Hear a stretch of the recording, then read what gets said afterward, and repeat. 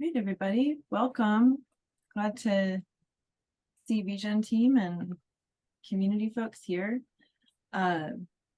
We will get started. For those of you that are new, we'll get started with some events, just the things that are happening. And then we'll move into the agenda. And then the heart of the call today will be a community discussion with Kulshan Trust, a registry partner. So yeah, Sarah, if you want to share about events, I can take it from there. For sure. So upcoming community events, same as it has been, yeah, this whole year. So next week, next Thursday, or sorry, actually it's not because the August is a 5-week month. So next week we'll be taking a week off from community events. And then the following week, September 7th, we're going to have Regenerati News Hour starting the September event cycle. Then the next week, September 12th, we've got the product and protocol community call. So that's 3 weeks from today. And then, yeah, alternating with Regenerati News Hour again the following week. And then 5 weeks from today, we'll have the environmental stewardship meeting and the Registry Science and Foundation community call, rounding out the September community events cycle. So.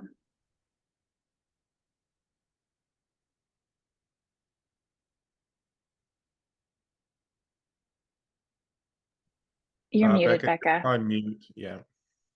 Thanks. You're supposed to read my lips, guys.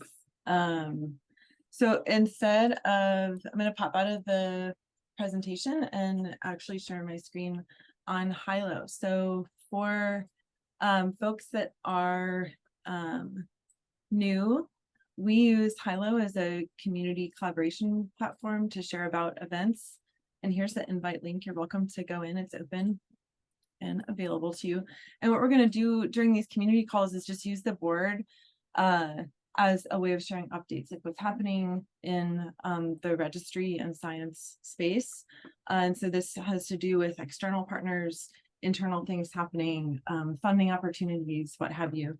And anyone is welcome to share something that's happening. If it's an event, if it's a resource, then we'll be able to touch on it during the community calls. So I'm going to roll through this in way of an update and then pass it over to Will for some Regen Foundation updates. So first and foremost, welcome to the registry, Hilo. We have public comments rocking right now for the Kulshan Trust biochar credit class. So that is available for reviewing the credit class itself. And you can engage in 2 different ways. You can submit a public comment. If you have something that you want to have addressed by the team, the developers, then you can do so. Or if you want to just engage in an open conversation about the credit class itself, have questions to the Regen team or the developers, then you can hop on here to this event in Hilo and chat about it. So that's through September 5th. So we've got a short window to engage there. And then Ned shared about this great event happening it's this in-person event that Ned and Tika will be involved in, and Tika will be in person, which is really exciting. Having to do with the fiber shed work, and it's a practice-based methodology for grazing in vineyard systems. So this is cool because it's just like on the ground in the place with the people doing the work. And that'll be cool to hear sharebacks from them about that event. And what's great is that the methodology, actually it's the last day that the fiber shed, this methodology is open for public comment as well. So that's all accessible from here. There's some grant opportunities that I discovered that would be good to share. And just this morning, we had a really great environmental stewardship call. A few folks that were here were on it. And there was a guest, Mick from Restore. So the recording will be shared here as well. So that's kind of what's happening most recently within kind of Regen registry world. If anybody else from the team has anything to share in way of updates, feel free to pop up now and I'll get the slides back up.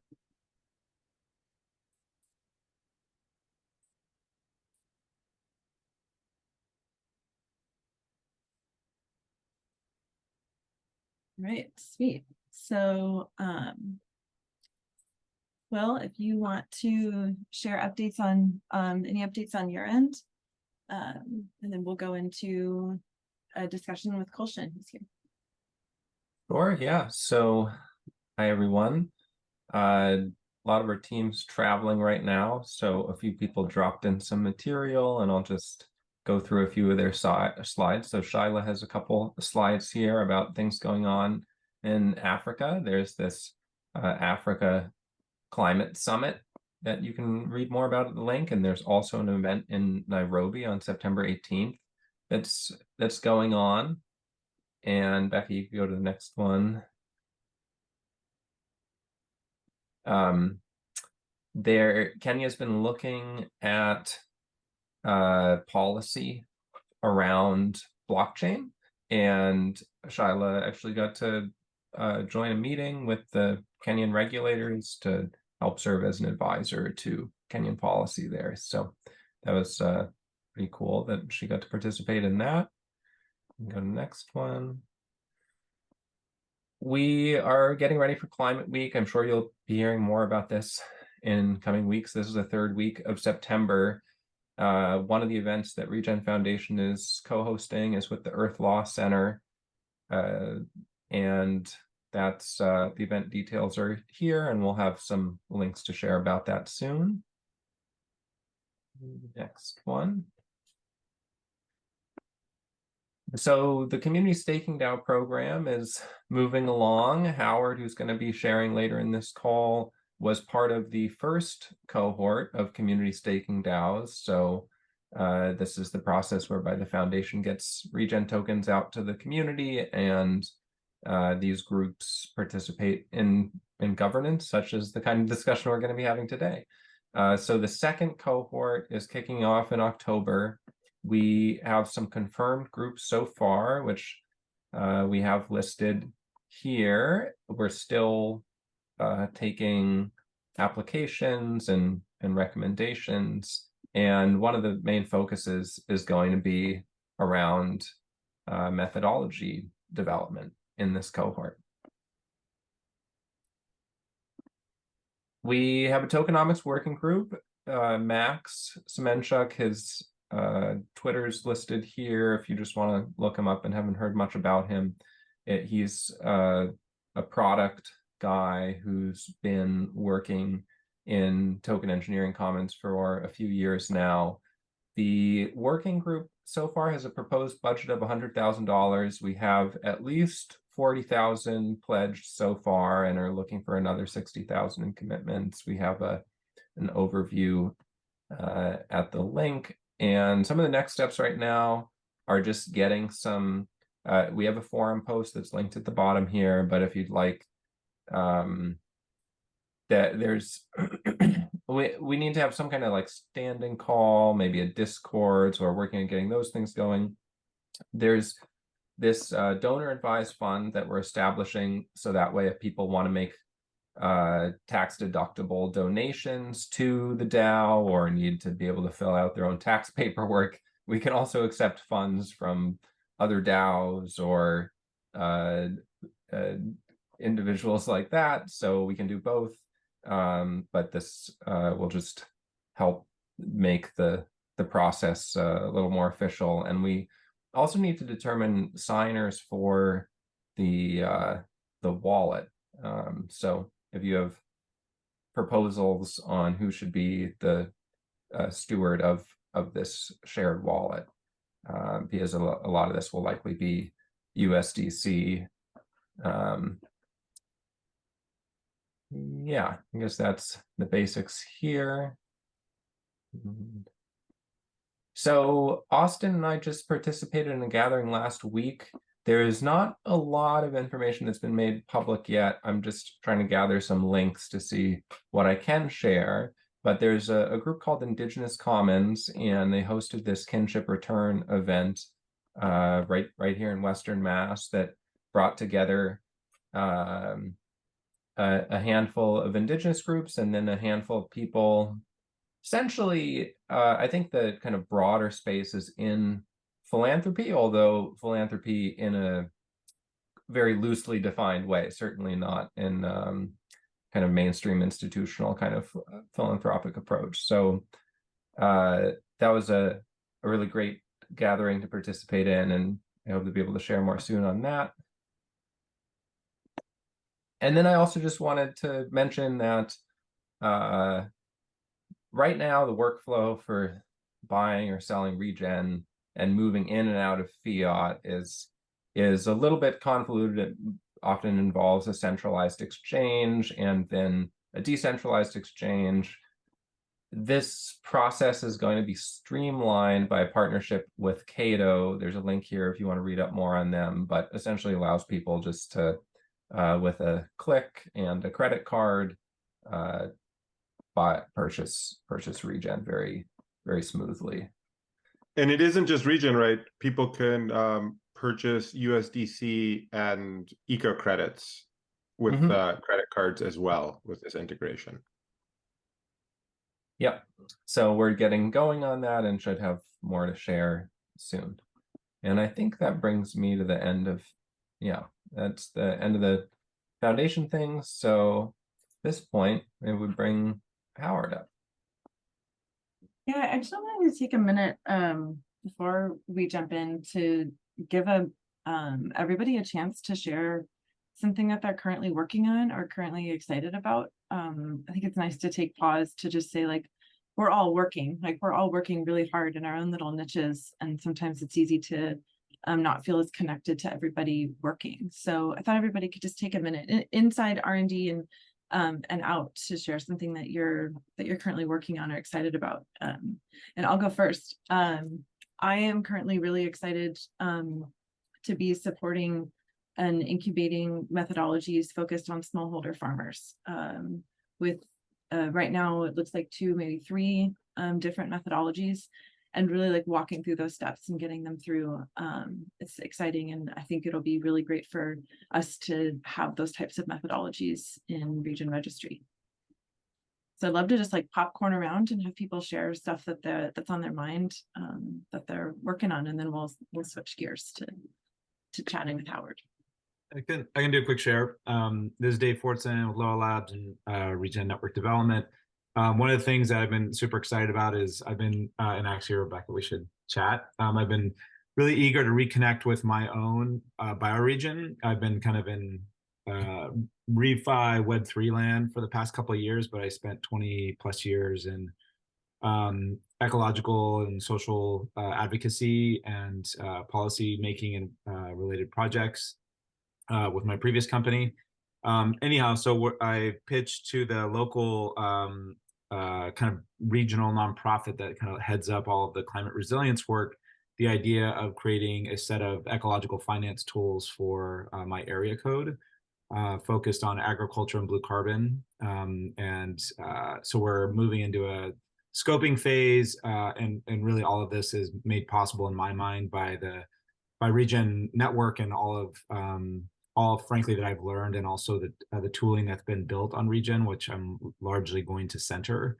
And ideally, if it moves off from scope into execution, the goal is to create somewhat of a community template for the creation of ecological finance tools in bioregions. So like how to do it in process of like consulting with community, bringing stakeholders together, having both the communications with the land stewards, as well as some of the players like banks and foundations and universities and whatnot, all of whom I have pretty good connections with, which I just haven't had a chance to leverage for a bit. So it's a lot of ways returning home, which I'm hoping to do. So we'll see. Right now it's pretty deep into the scoping discussion, and we'll see how it goes. But it did light me up to think about the kind of the full circle of my time here with Regen since 2017. So awesome, Dave. Love bringing it home. Who else? Paul, I know you're busy. Ryan, I know you're busy. Everybody's busy. What are some things that you're excited about? I could go really quick. This is Paul Widener with Cambium. We're starting to dive into metadata and schema design to support Zero Footprint in bringing a new credit class to Region Ledger later this year. So pretty fun stuff. This is Gregory. I can go really quick. Lots of different things, but the one that I'm excited to share about is just scheming, really supporting Austin at Region Foundation with convening a community gathering at Racebrook Lodge in the Berkshires with some of you who are on the call and a section of the rest of the community, and really excited to get to spend some quality time with different partners who are focusing on innovating a lot of the lines, and just get to spend some time together. So thinking about that a lot the last couple days. No, thanks, Gregory. Anybody else? I didn't even do that. Hi everyone, my name is Bradley Smith, and it's good to be here and see a lot of new faces today, some familiar names. Something relevant to this group that I'm working on is putting together a RFP, a request for proposal to pilot a technical support team in the Akare region regarding self-determination and technical support for Indigenous communities and carbon and ecosystem service credits. That's awesome, Bradley. Thanks for sharing. Right. Was that you, Tika, or Giselle? Did I hear somebody? I was gonna hop in, but yeah, I mean, I have my hands in a lot of different things, but I think the things I'm really excited about are just working through the final stretches of the Kulshan Trust and Fibershed pilot projects. So creating metadata, getting the pages up on testnet, working through monitoring reports and project plans, and it's a lot of work, but it's really exciting to see both of those projects, which have been underway for more than a year and a half or 2 years, to be on the final stretch. So stay tuned. Amen to that.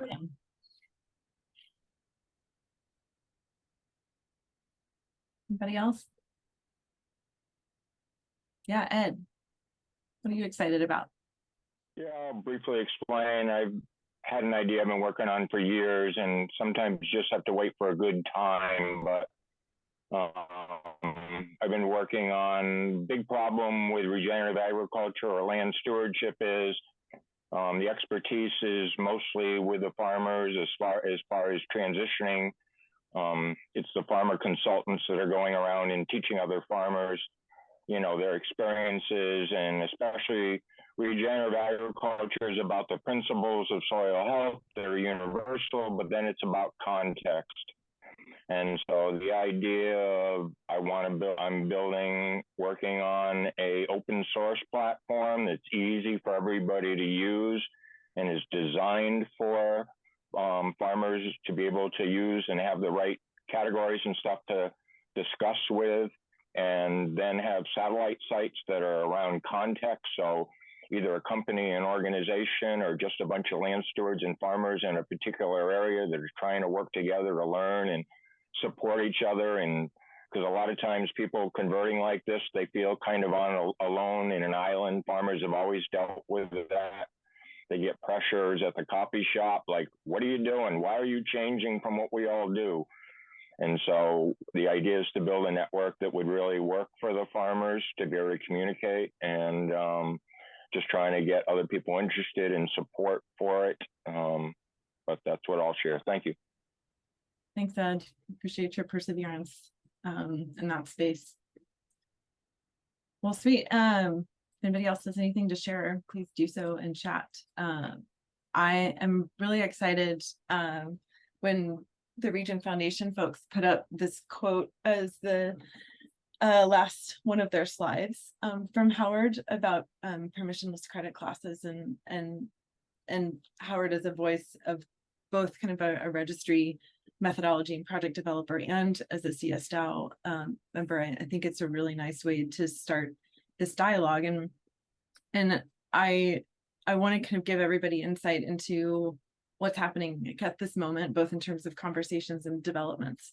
So there has been this longstanding work that Kulshan Carbon Trust has undertaken to develop an appendix to a Vera methodology to bring a biochar approach onto Region Registry. And they've gone through and trudged through, persevered through all those steps with us. And it's been a collaboration that is reaching a point of, of really a lot of payoff for all this work. So it's nice to take a moment to celebrate all of that effort and that really like co-design that we've been able to do along the way.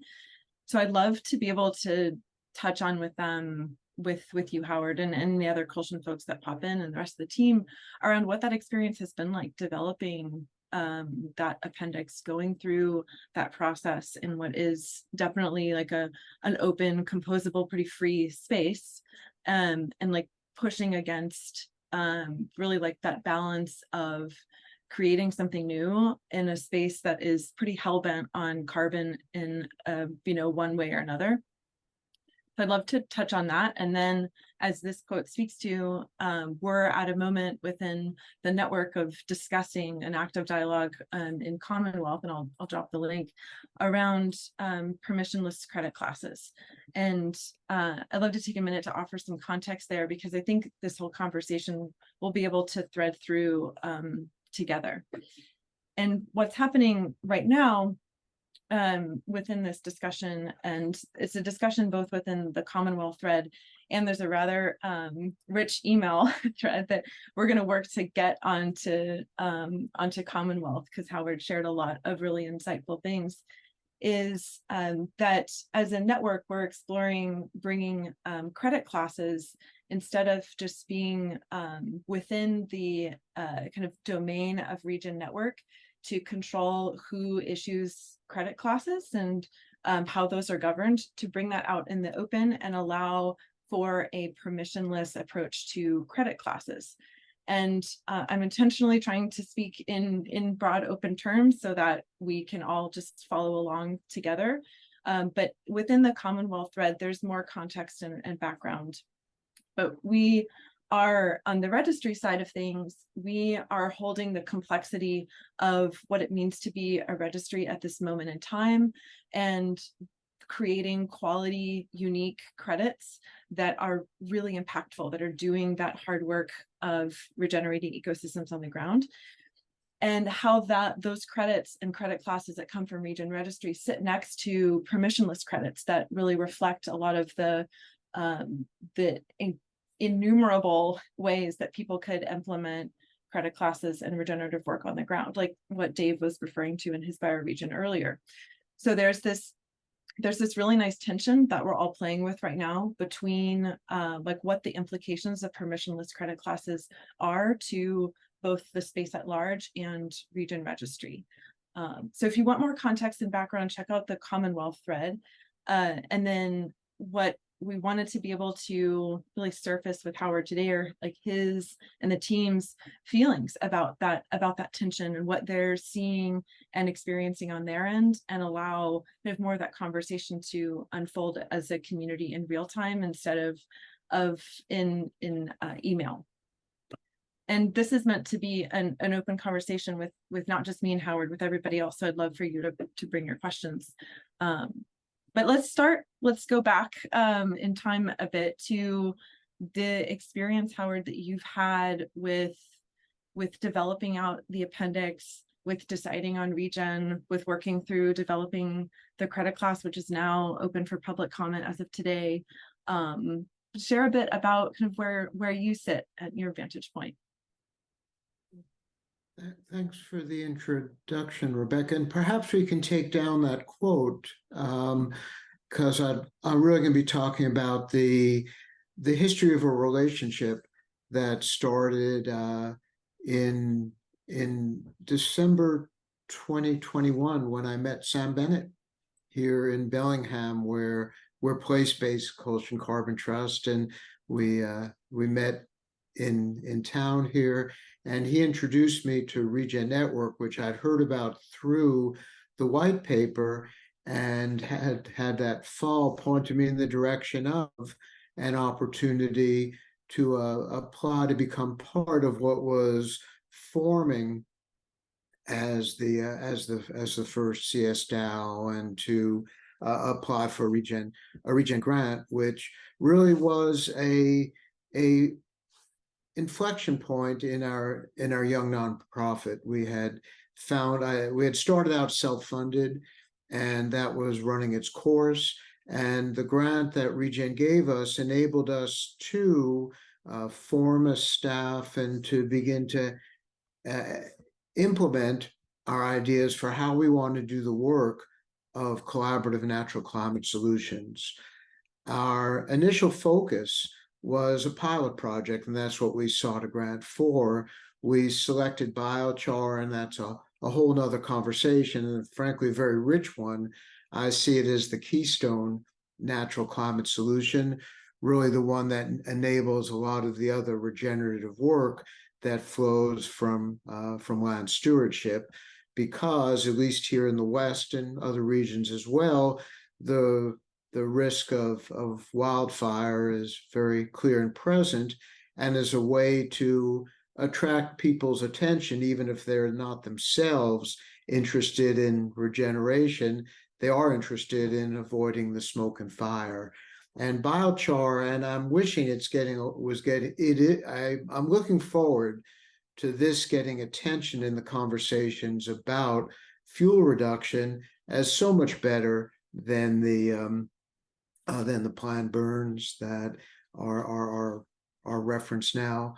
But that divergence is that biochar was the project we selected. Regen was generous enough to allow us some funding and to stake us some tokens, some locked tokens, so that we could join the cohort of CS DAOs. And I see Mark is in the group today, and I'll set that story for another time. But what I will say is we used the grant, and we used that to create a collaborative commons that we call a work group, in which we invited KCT's staff, interns, a few folks from the Regen Network, and most notably Ned, Tika, and Sam, who served as advisors to us on this initial work group, in which we set out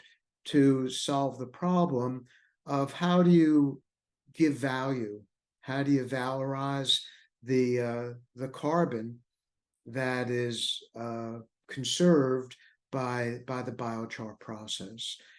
And we worked over a period of months and had an iterative process in which we went through various stages, particularly, and I guess starting with a methodology that would give us entree to the Regen Registry.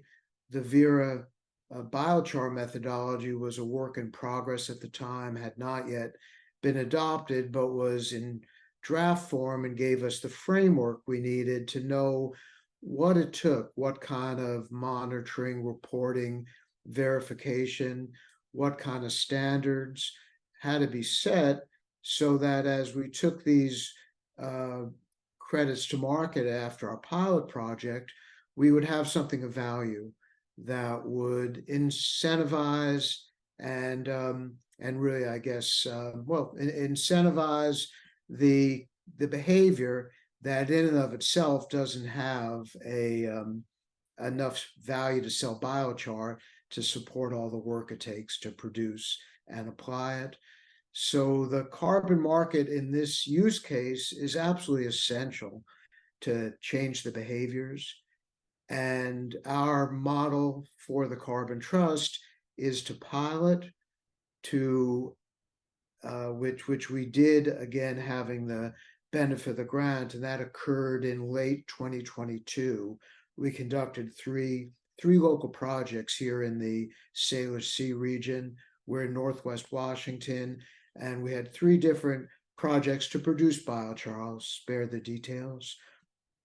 The effort continued to what we like to call valorize them, to give them value by creating the credit class and listing them on the Regen Registry. And as Rebecca said, that we finally, and it's been a long-term effort. It's one that I think took longer than any of us would have liked.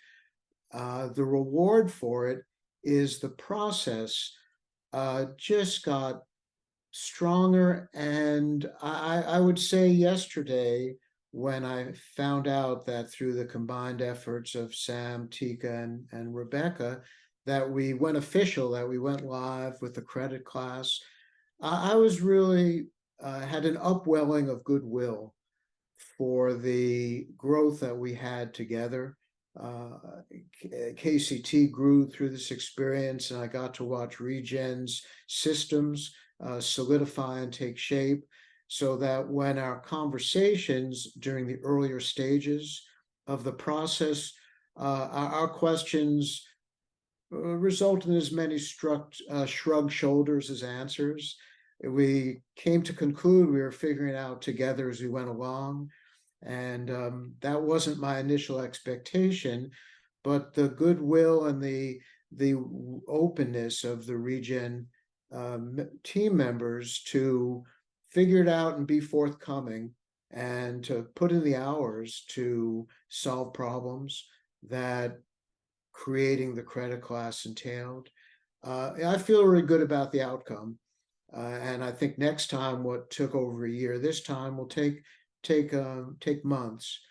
And so I would regard it as as a story where we got a lift from Regen Network. We got to prove our concept that a pilot project is a way to demonstrate a natural climate solution.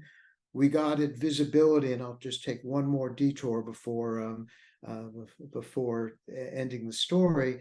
After we completed the pilot project, we got a grant through Sustainable Farms and Fields with our county conservation districts in our 2 core counties, and they funded the acquisition of a couple of kilns that that to the ones we used on one of our pilot projects. And these air curtain kilns are state-of-the-art for low-tech biochar production. And through the spring, we planned with the conservation districts, which are a great network to landowners, to the rural community, where frankly our organization, with its based at a university, or founded with university affiliation, that we can't have the reach to the authentic rural people that the conservation district does. And that alliance has been really a terrific way for us to make visible and have outreach to the folks that will be helping us scale the biochar program. And that's a chapter that I'll tell maybe in the course of Q&A, where that's the next stage, is having done the pilot project to get proof of concept, having done the community biochar program with the conservation districts to get a local attention and some buy-in. We now have a third stage, which is our biochar scale-up that we're working to get funded. So I'll leave that because that's looking forward. These other 2 are looking back, and the milestone of having the credit class going up. I'll just end the story by saying that we've sold the credits that will result from this credit class, or from the original pilot project. Were sold through a couple of negotiations. One with a place-based nonprofit in our bioregion that's very prominent.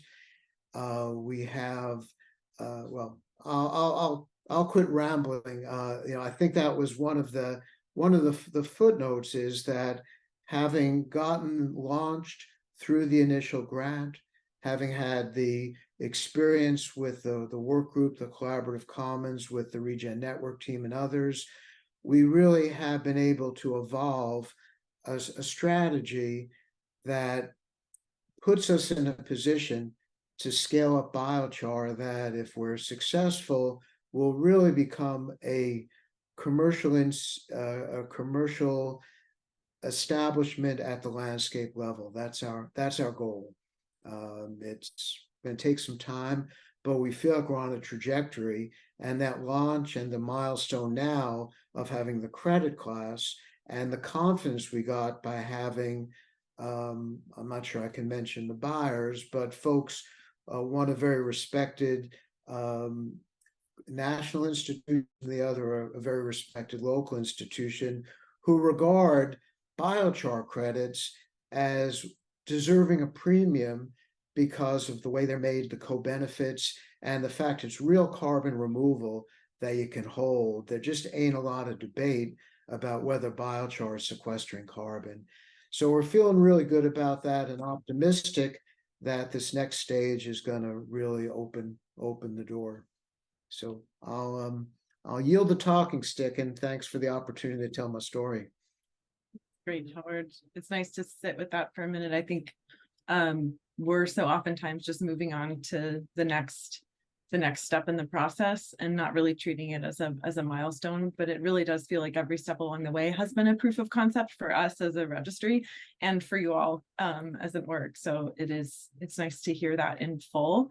And I think what it does for me, at least, is when we're thinking about the scalability, we're thinking about how to really grow that, setting the foundation well now by having, I think, like the pieces all aligned for growth. It's wonderful to see, just down to like having, gone through all of the details of the methodology and the credit class, to know that intimately, and then to imagine that being scalable and approachable for others. It's a meaningful moment for sure.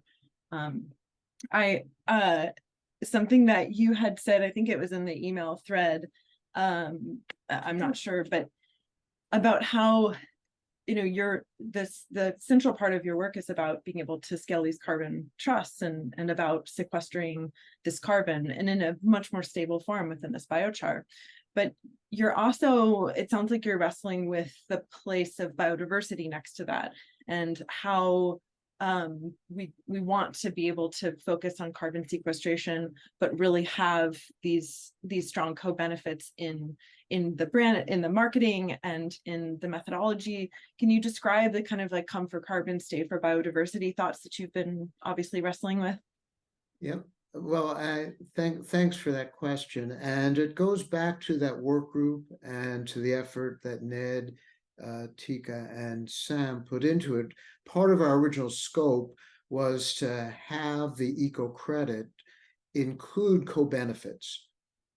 And the co-benefits, I would say, can roll up to one word of biodiversity, but they can also be parsed to water retention, to nutrient transfer, to obviously soil tilth, and a whole variety of benefits that go with biochar and particularly other natural climate solutions. So we focus on biodiversity as, I'll call it, a shorthand for a shorthand for co-benefits. And that was a bookmark we left in after our first work group to begin the science necessary, or to assemble the science that would support serious market value for these other attributes. And that is something that I really look forward to this group being the forum in which you figure out what would be trustworthy indicators for these co-benefits. What do you measure and count? How do you establish the biodiversity baseline?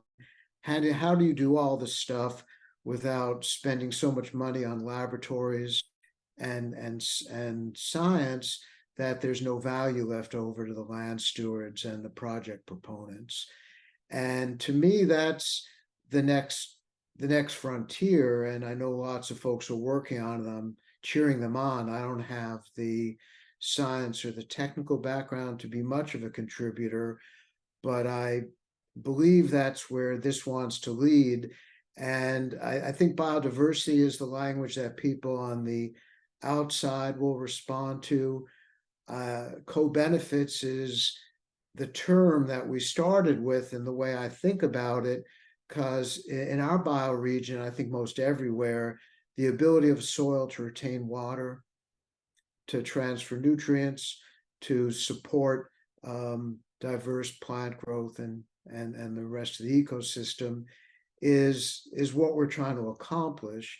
And the test is, can we come up with the simple measures that people in the field can use with their smartphone, with their measuring stick, or with counting on their fingers? I mean, I don't know what that looks like, but to me, that's the conversation we want to have. And I'll leave it at that. And what, as you were speaking, Gregory was sharing in chat about the ecological benefit working group being this effort to break that down. So I think it would be great to take a minute to share, Gregory or Tika, about that kind of complementary work going on.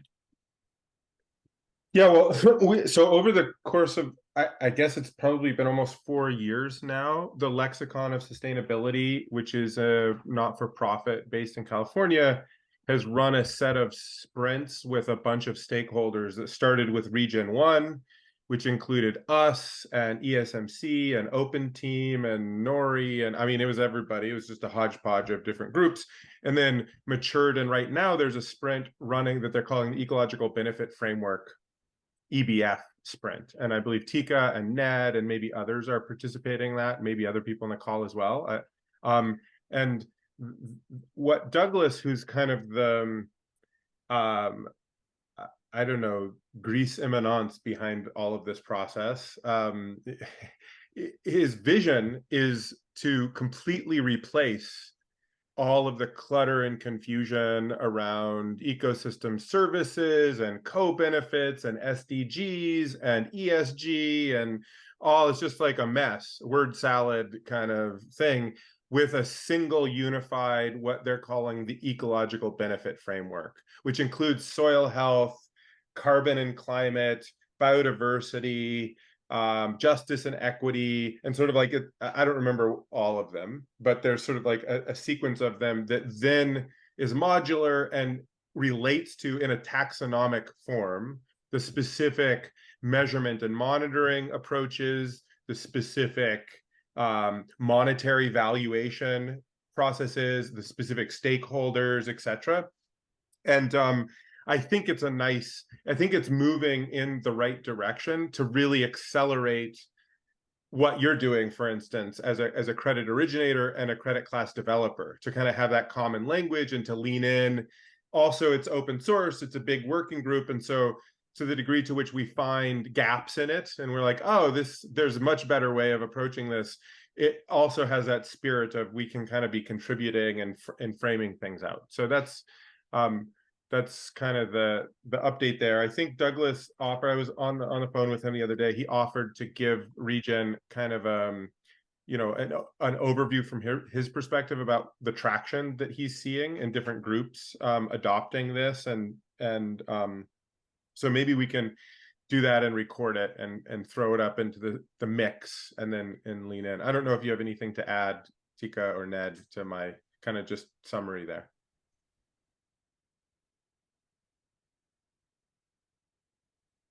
Howard, were you aware of that group? Was that?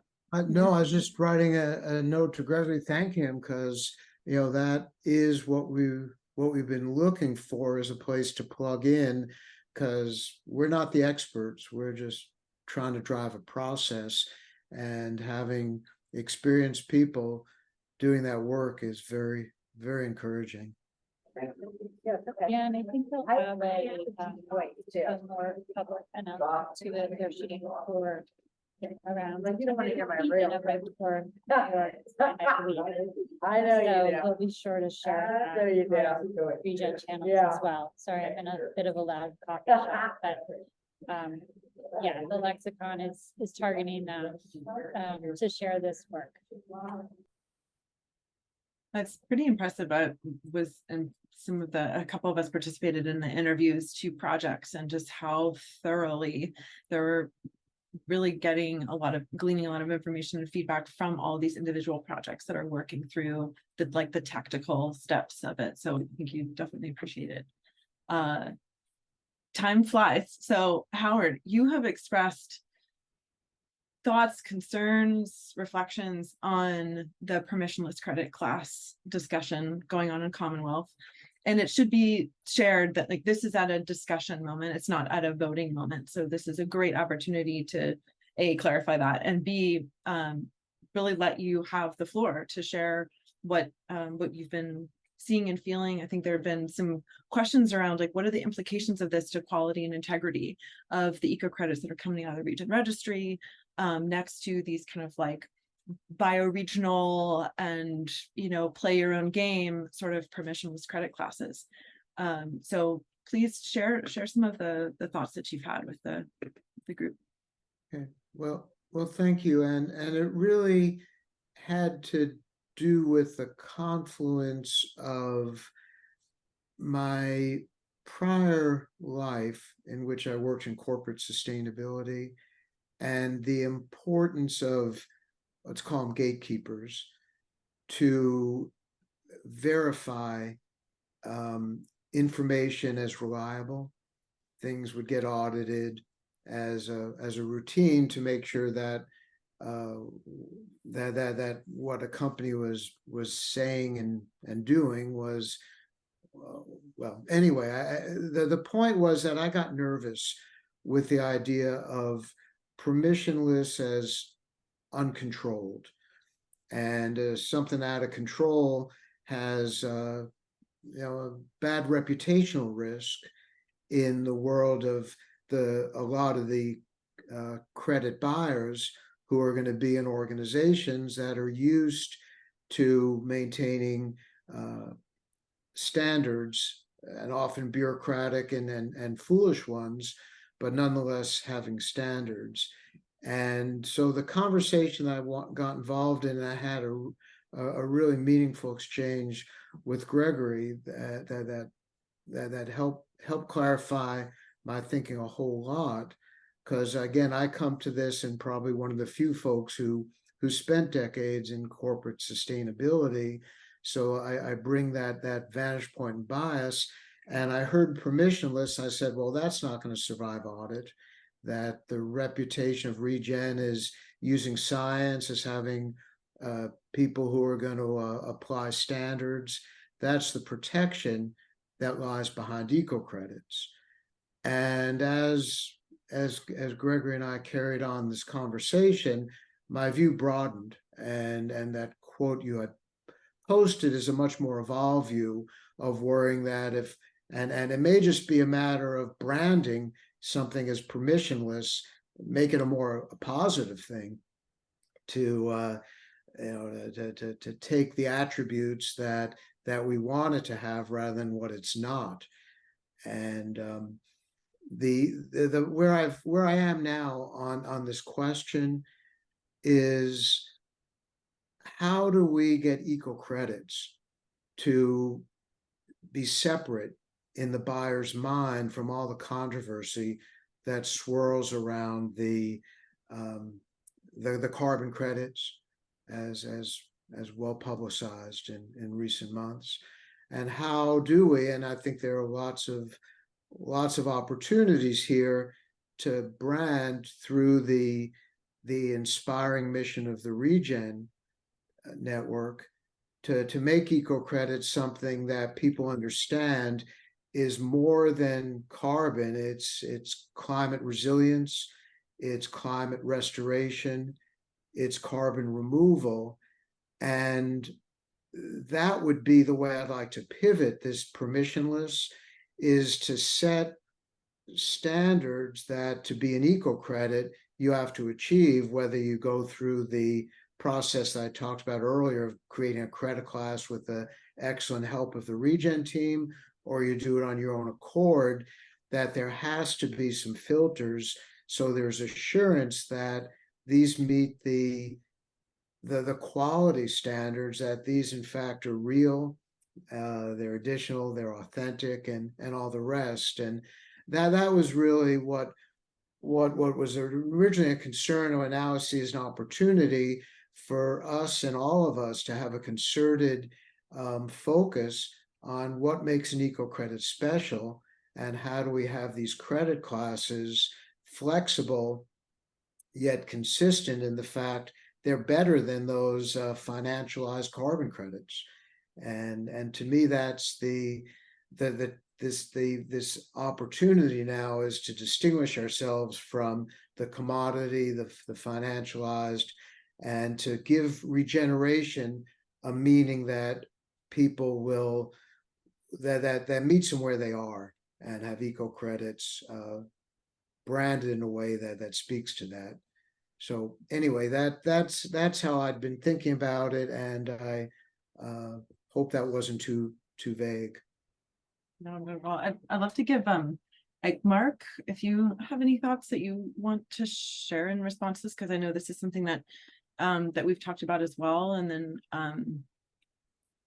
any other folks that might have responses, questions, follow-ups. Yeah, sorry, I'm in the bad light right here. Let me turn around.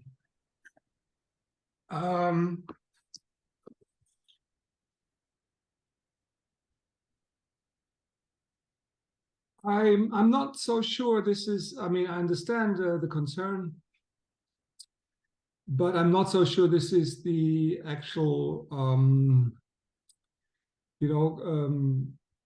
permissionless doesn't need to be anything bad, in the sense that you will have to go through the validation phase. You will have to have certain standards in your methodology and credit classes to be able to, show quality. And you have rating agencies, you have a lot of different validators along the line in order to be able to, I don't know, list these credits. And even if there is a bad or greenwashing element there, buyers will be able to see it.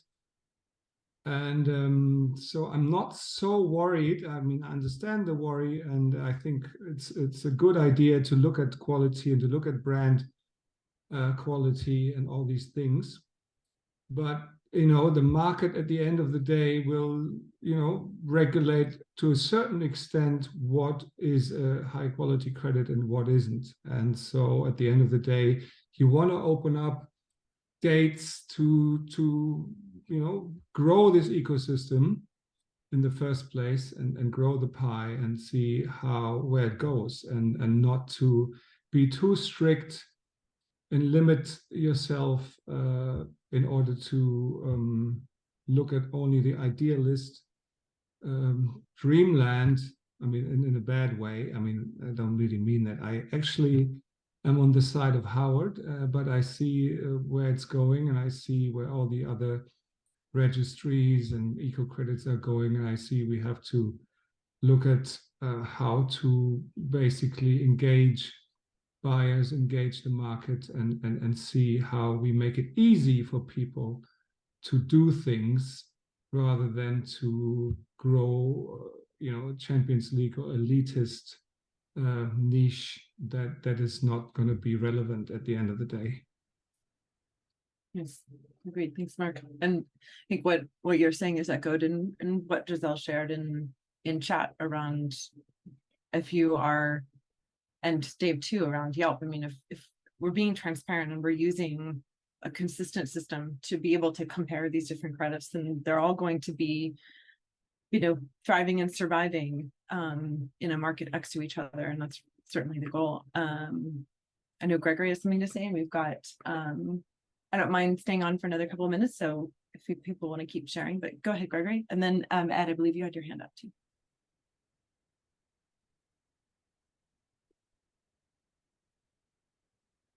Sorry about that. I'll be brief because I know we need to hop, but it's more of a question. What would the relationship be between an eco debit module and our credit module in terms of defining what the value is, and how and who would define what the most rigorous debit module possible, like definitions would be, right? Who actually needs to define that? Is it corporate sustainability officers? Is it Greenpeace? Is it a local community? Is it those three working together? I think there's a richness in asking who actually comes together to define what's credible and legitimate and valuable when we're talking about these public goods. That's our unique, magical, competitive advantage at Regen. That we're not just assuming that there's like an institutional trust center that will just tell us, and that what we need to do is politically position ourselves and buy our way into that institution, which I think is basically universally the case in the rest of the market, is people are looking to jostle for political power over the source of legitimacy. And what we're disrupting is that pattern, and trying to say, actually, there's a capability that humans do have to come together and decide what is credible and legitimate and important, and make that the basis of agreement. So I'm really excited about collaborating with everybody on that line of inquiry. And it's pretty open-ended. So I don't know what we're going to end up finding. I appreciate how that highest level work sits next to like this really timely work that we're doing at the registry of answering those questions within our own scope of, you know, what it is that we uniquely offer, how do the credits that come through us sit next to everything else. So I love that dichotomy between those two levels. Giselle, was it I can't remember who's next, who's got something to say. Y'all hop in yourselves. Ed is next, and then I can hop.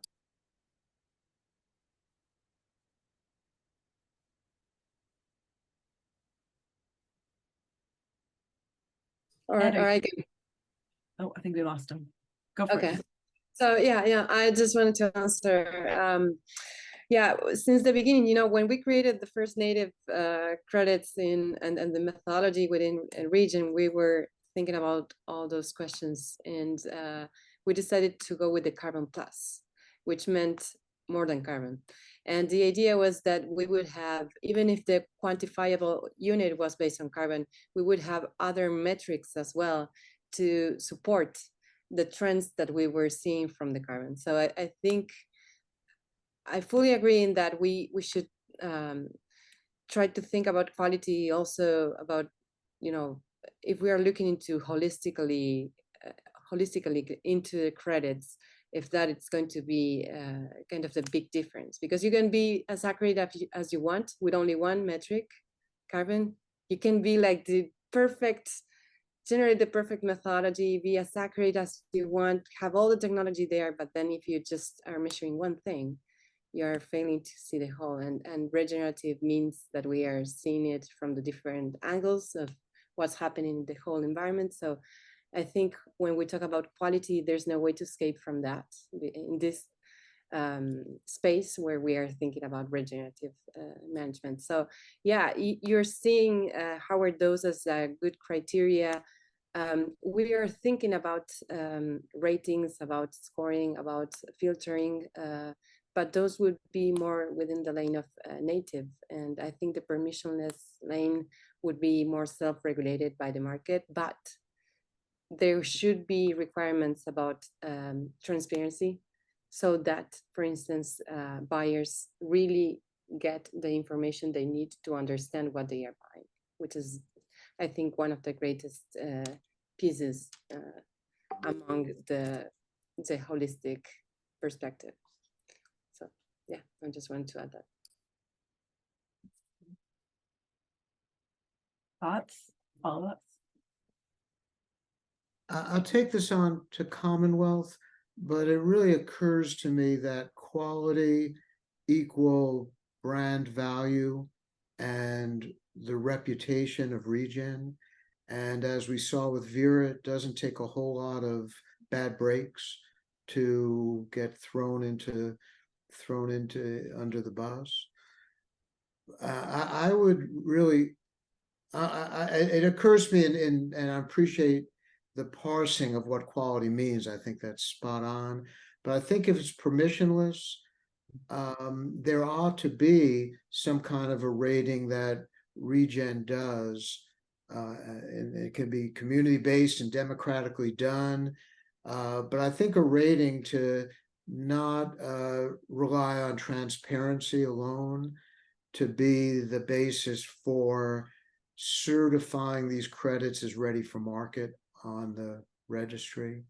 It seems to me, and I don't know whether that infrastructure exists or even makes sense ultimately, but I sure would encourage that as a consideration for how we move to this decentralized use of the credit class.